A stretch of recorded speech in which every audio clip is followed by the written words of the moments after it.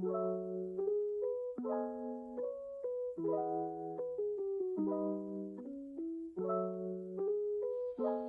merupakan makhluk ciptaan Tuhan yang memiliki derajat paling tinggi di antara ciptaan yang lain. Dalam KBBI, manusia diartikan sebagai makhluk yang berakal budi atau makhluk yang mampu menguasai makhluk lain.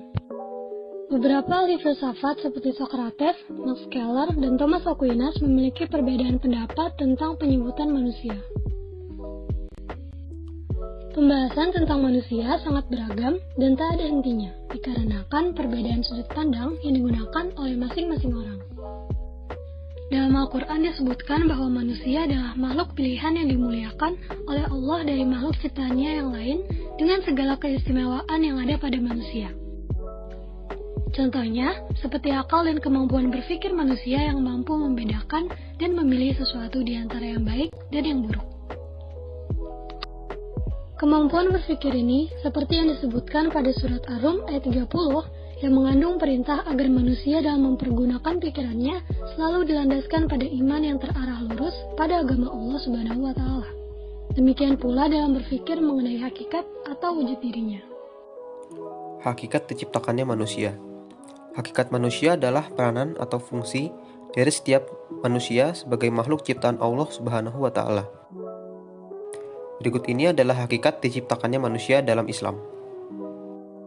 Yang pertama, manusia adalah makhluk Allah yang paling sempurna. Allah menciptakan manusia dengan berbagai keunikan dan kesempurnaan. Segala kelebihan ini bisa dilihat dari bentuk jasmani maupun rohani dari seorang manusia. Hal ini juga telah difirmankan oleh Allah di dalam Al-Quran, yaitu Quran Surah At-Tin ayat 4 yang artinya, sesungguhnya kami telah menciptakan manusia dalam bentuk yang sebaik-baiknya. Yang kedua adalah manusia diciptakan sebagai hamba Allah yang taat. Sebagai makhluk Allah, manusia juga memiliki kewajiban yang sama seperti makhluk Allah yang lain, yaitu senantiasa beribadah dan mengabdi kepada Allah. Perintah ini juga tertulis dalam Al-Quran, yaitu Quran Surah Az-Zariyat ayat 56. Yang ketiga adalah manusia diciptakan sebagai khalifah. Khalifah bisa diartikan sebagai penerus, yaitu penerus agama Islam dan ajaran Allah. Sebagai khalifah di bumi, manusia berkewajiban untuk menjaga bumi serta semua yang ada di dalamnya. Hal ini disebutkan dalam firman Allah Subhanahu wa Ta'ala, Quran Surah Al-Baqarah ayat 30 yang artinya, ingatlah ketika Tuhanmu berfirman kepada para malaikat, sesungguhnya aku hendak menjadikan seorang manusia sebagai khalifah di bumi. Struktur eksistensi manusia. Struktur eksistensi adalah komposisi yang memperlihatkan keberadaan manusia dalam suatu totalitas. Menurut Imam Al-Ghazali, manusia terdiri atas dua unsur, yaitu jasmani atau jism dan jiwa atau nafs. Jasmani membutuhkan energi yang asalnya dari makanan untuk bertahan hidup dan akhirnya nanti akan mati dan kembali menyatu dengan tanah.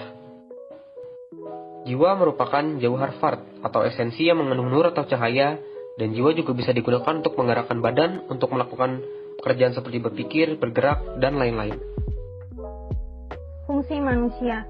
Dalam Quran Surat Al-Mu'minun ayat 115, yaitu, maka apakah kamu mengira bahwa kami menciptakan kamu main-main tanpa ada maksud, dan bahwa kamu tidak akan dikembalikan kepada kami. Dalam ayat ini dijelaskan, manusia adalah makhluk fungsional dan mempunyai tanggung jawab untuk menjalankan perintah Allah dan menjauhi larangannya. Fungsi manusia dibagi menjadi 4, yaitu, pertama, fungsi manusia terhadap diri pribadi, terdiri dari unsur rohani, cipta, rasa, dan karsa, unsur jasmani yaitu kebutuhan sehari-hari. Yang kedua, fungsi manusia terhadap masyarakat. Ada yang namanya hablum minallah dan hablum minannas. Jadi jangan hubungan manusia saja yang baik, tetapi hubungan dengan Allah juga harus baik. Yang ketiga, fungsi manusia terhadap alam dan lingkungan. Manusia mempunyai kewajiban untuk mengolah dan menjaga potensi alam untuk memenuhi kebutuhan hidup. Jadi jangan mengambil dan memanfaatkan alamnya saja, tapi harus juga menjaga alam. Keempat, fungsi manusia terhadap Allah. Fungsi ini dijelaskan di Az-Zariyat ayat 56, dan tidaklah aku ciptakan jin dan manusia, melainkan agar mereka beribadah kepadaku. Jadi manusia ini di dunia untuk menjalankan perintah Allah dan menjauhi larangannya. Selanjutnya, manusia paripurna. Apa perbedaan antara kesempurnaan diri manusia di dunia dan penyempurnaan diri? Kesempurnaan diri manusia di dunia adalah bisa dilakukan dengan menempatkan daya-daya yang rendah yang dimiliki manusia, yaitu al-mutakhayilat, al-syahwat, dan al-ghadab di bawah daya yang tertinggi di dalam jiwa sehingga mewujudkan akhlak yang baik dan melaksanakan ibadah. Sedangkan penyempurnaan diri adalah mengenal Tuhan dan patuh kepadanya. Potensi-potensi dasar manusia dalam Islam ada internal dan eksternal. Internal itu menyatu dalam diri manusia. Fitriyah, yaitu agama Islam bersesuai dengan kejadian manusia. Ruhiyah, hati nurani membedakan hak dan batil. Akliyah, panca indera dan akal pikiran sehingga membuktikan dengan daya nalar dan ilmiah tentang kekuasaan Allah.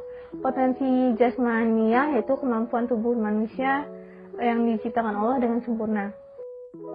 Yang eksternal adalah sebagai pengarah dan pembimbing potensi internal. Ada potensi huda, yaitu petunjuk yang diberikan Allah untuk kebenaran, dan juga potensi alam, yaitu dengan melihat alam kita akan mengingat Sang Pencipta.